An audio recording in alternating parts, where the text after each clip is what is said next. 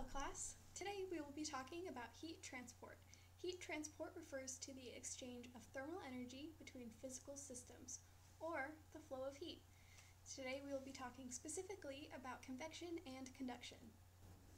Conduction is the transfer of heat from one substance to another by direct contact. My lab assistant will now show you just how that works.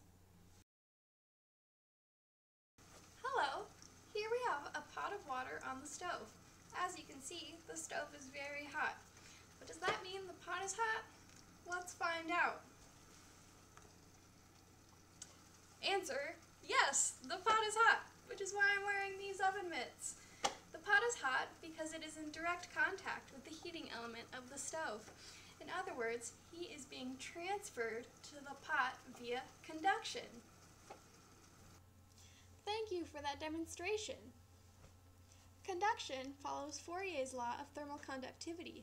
The heat flux Q is given by the thermal conductivity multiplied by the temperature gradient. A positive Q means that the heat is flowing in the positive x direction, and a negative Q means it's flowing in the negative x direction.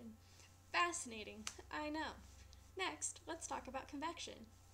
Convection is the transfer of heat through a fluid caused by molecular motion. This fluid could be a liquid or a gas.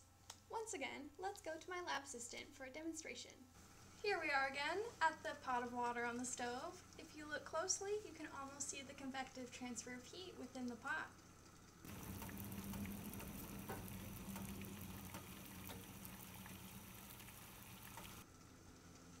Convection is the process by which hotter, less dense material rises and colder, denser material falls due to the force of gravity.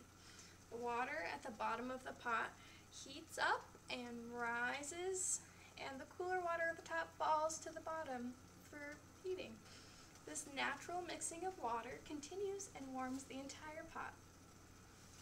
Excellent! Thank you again for that wonderful demonstration. The process of convection is described by Newton's law of cooling. The heat flux is proportional to the difference in temperature between the surface of the object and the temperature of its surroundings.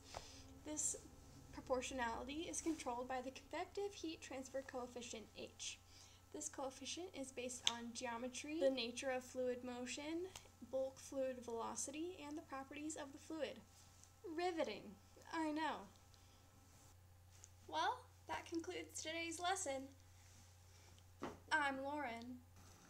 And I'm Lauren. And we'll see you next time.